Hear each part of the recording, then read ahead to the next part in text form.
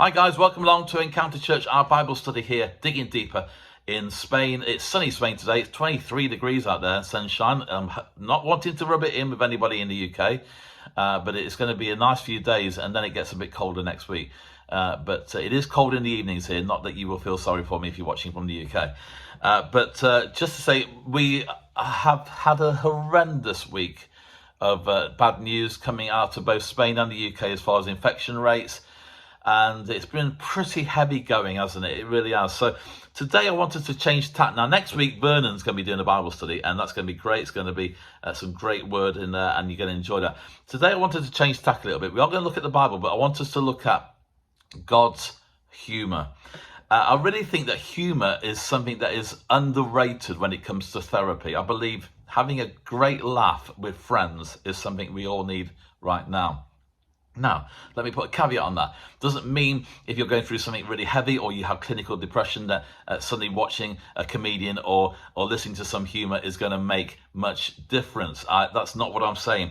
But on the other hand, I also believe that humour has been kind of belittled as superficial, and it's been kind of put to the sidelines and said, actually, you know what, making people smile and laugh isn't of great importance. We need to look at some deep doctrinal stuff in there and get the meat. Now, I'm all for doing Bible studies like that, and we will do, and we have done. I looked at a lot of our messages over the last year or so during the COVID-19 era. A lot of it's been about overcoming fear, endurance, grace of God in the midst of a storm, feasting in a famine, that kind of thing. So I've looked at what we're doing. And with all that said, when we get bad news coming, and we've had some heavy bad news in our family, and I'm sure you have as well, but not just that, but also around the world right now, I think humour plays a massive part in all of our lives. And God is the creator of humour. He really is. And I also want to put another caveat here. We're going to be looking at some humorous Bible verses today, but that doesn't mean that we're not reverencing the Bible. We're not showing the fear of the Lord. We're not respecting the word. I honour the Bible. It's a blueprint for my life. I hold it in the highest esteem possible, and it is there, and it's to be reverenced. So by looking at a humorous side doesn't mean we're disrespecting. We're taking it and we're looking at it and we're saying that God really is humorous. I mean, look at yourself in the mirror this morning and tell me that God doesn't have a sense of humour. And if you can laugh at yourself, that's a great place to start, isn't it? And also a great place to finish even. So I want to look at today that God actually was the creator of dad jokes, that he was the first one that came up with humour. And we have humour, believe it or not, because of the Lord. And so I love humour. I love a good laugh. I love watching comedians. I love watching funny movies. I love being with friends and just laughing. And there's certain people that you know you can do that with, and you can just laugh and laugh and laugh. And that's a great place. And a lot of us are not getting that close contact right now. So I want to look at some Bible verses. And we're going to go with Jesus gets hungry, first of all. And as I said, this is kind of a bit of a break. Next week, Vernon's going to be bringing a great Bible study, so we'll look forward to that as well. The next day, as they were leaving Bethany, Jesus was hungry.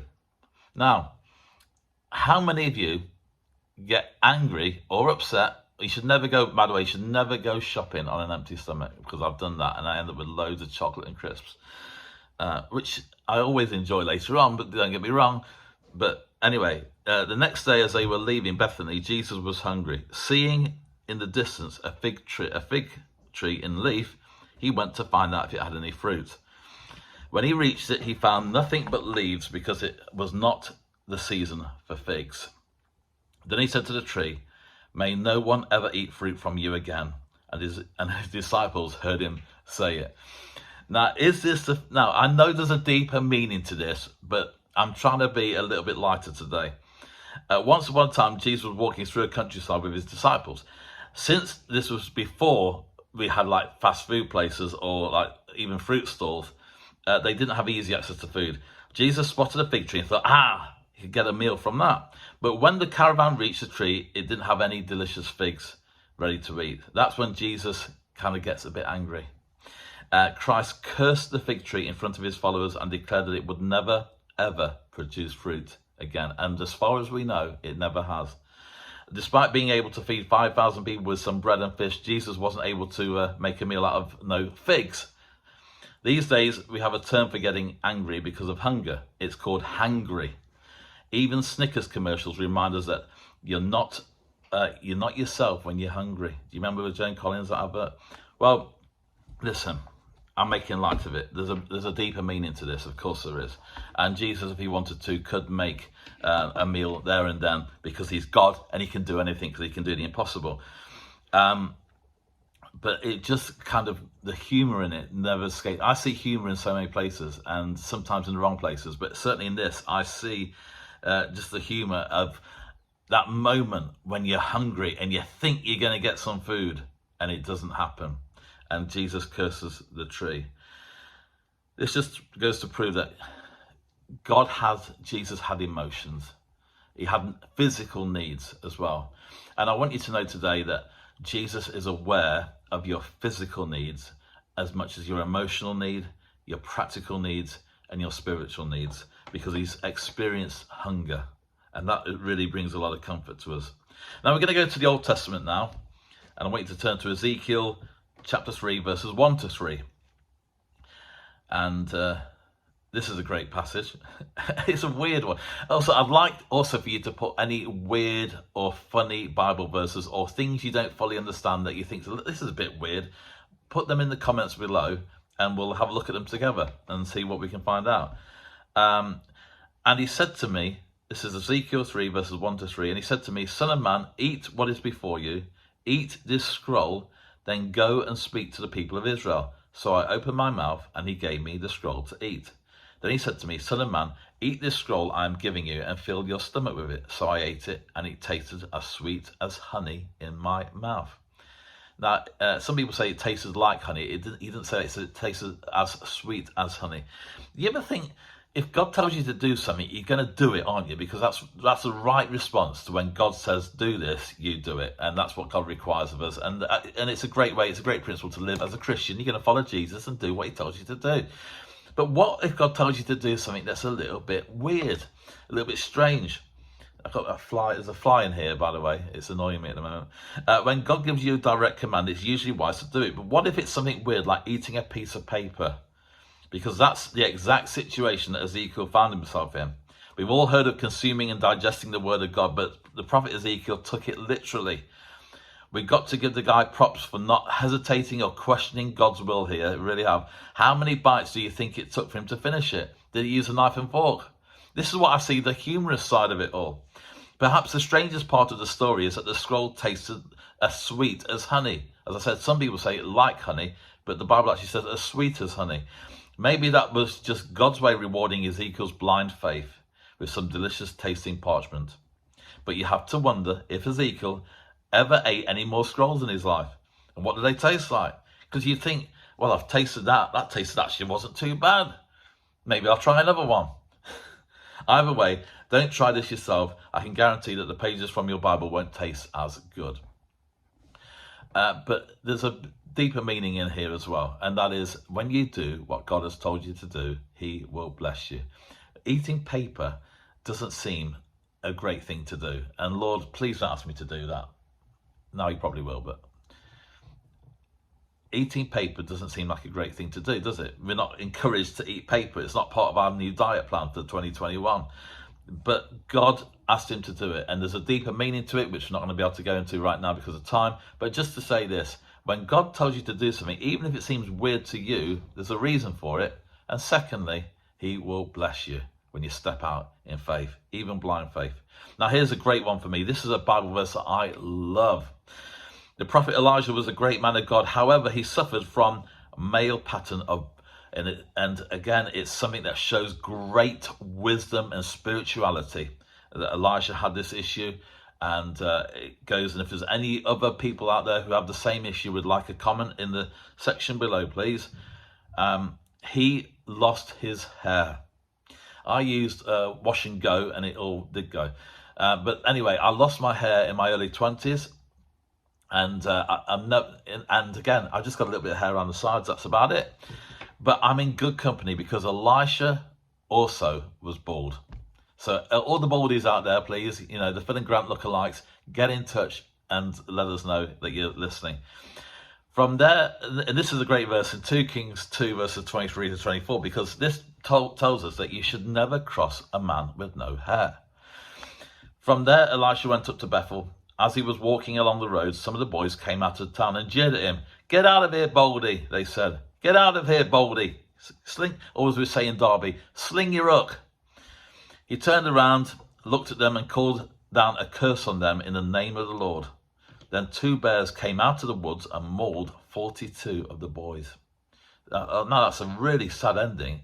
And it's something if you really spend time thinking about that, then there's a lot of questions that come up. But nonetheless, let's just take the basis here. Don't cross a bald-headed man, because you never know what will happen to you. He turned around, looked at them and called down a curse. And there's obviously a deeper meaning going on here. There's a real hindrance to what God is doing through Elisha that's taking place, and that's dealt with, of course. But that is a really weird verse, isn't it? The prophet Elisha was a great man of God. However, he suffered from a male pattern of baldness and obviously self-conscious about it. Because when a few local kids start making fun of the lack of hair, Elisha had a curious and slightly extreme reaction. Elisha sized a pair of female bears on the youthful bullies, and the bears proceeded to kill more than 3 dozen of the boys. That's pretty gruesome. I mean, the Bible is gruesome, isn't it, sometimes? The fact that the Bible specifies the number of deaths makes me believe that there were even more boys present who escaped the bears. Why were so many kids out on the road mocking the prophet? Elisha likely pulled this off, this unusual bear attack, with the help of God. So should we assume that God condoned this act of violence? This is a big question, isn't it, that comes up. Maybe this was God's way of saying that you shouldn't mess with his prophets, even if it's just making fun of the bald spot. This is one of those rare scenarios where I don't fully understand why it happens. And can we just say it's okay to have questions? We're going to be looking at that on Sunday in our church. It's okay to have doubts and questions about what we believe in. And we don't always know the full answer. But it is a very weird verse. And it does remind us, doesn't it, that God protects his people. Number 4, don't ask me to explain it any more than that. If you've got any thoughts on that, I'd love to hear from you on that. It's something that I can't really fully get my head around. I'm going to be honest with you. Number 4, looking at gift fish in the mouth, but so that we may not cause offense. This is Matthew 17:24. Go to the lake and throw out your line. Take the first fish you catch, open its mouth, and you will find 4 drachma coin. Take it and give it to them for my tax and yours. This is another weird verse, isn't it? And also quite humorous in the way it happens. And yet, again, why didn't God just supply the money physically? Like it's just behind the bush. No, it had to be in the fish's mouth. When Jesus and his followers entered the city of Capernaum, some temple tax collectors told them they need to pay money to the temple. Jesus agrees, accepts. He must not have a steady stream of income to pay. He was probably in between carpentry jobs. So he instructs Peter to use his skills as a fisherman to catch fish. Peter's thinking, great, we'll catch the fish, we'll sell the fish, and we'll make some money. And as he goes and does exactly what he's told, Peter goes and does it. Peter catches the fish, and inside its mouth was exactly how much they owed in taxes. What kind of bait do you think Peter used to catch that kind of fish? What was he thinking of when he found the money in there? It's hilarious, isn't it? The disciples should be thankful that they never got audited, because the IRS, or the Inland Revenue, as I would call them, or whatever, the Hacienda here in Spain, likely have questioned their fishy source of income.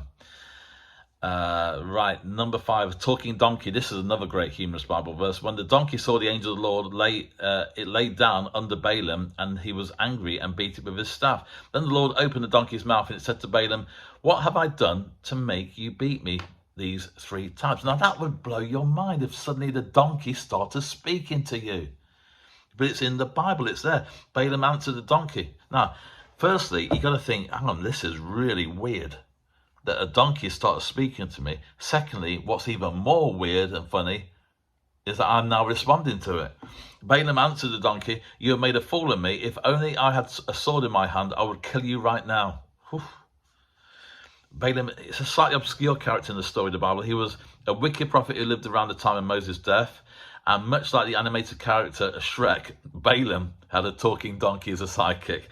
One day Balaam was traveling to do something God didn't want him to do, so God sent an angel to oppose him. Balaam didn't see the angel, but his donkey did, and at the sight of God's angel, Balaam's donkey refused to move forward. I like Balaam's donkey. God can use a donkey, he can use all of us. Balaam was so surprised by the angel that he completely overlooked the talking donkey.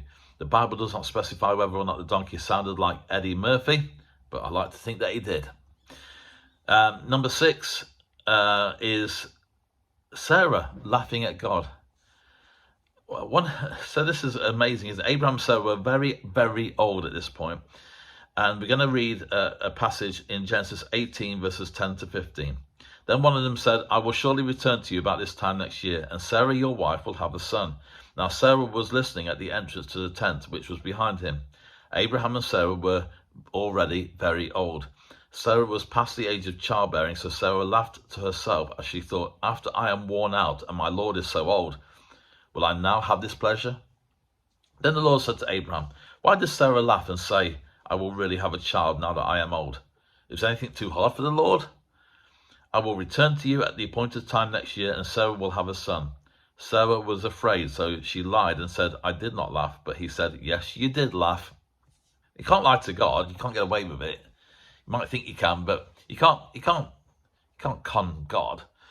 And so I find this really amazing, because one of the Bible's greatest miracles is God birthing the nation of Israel. And from the elderly couple who never thought that they would have children. This is amazing. There's people around today whose descendants are Abraham and Sarah.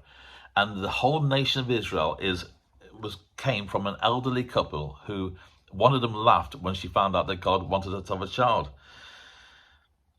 While some angels were telling Abraham God's grand plan, Sarah was eavesdropping on their conversation. When they mentioned that key part of the plan was a senior citizen, Sarah, getting pregnant, she understandably laughed. Can you imagine it? Can you imagine if you're older and suddenly an angel says you're going to have a child? God asked what she thought was funny. Sarah was so embarrassed that she denied laughing.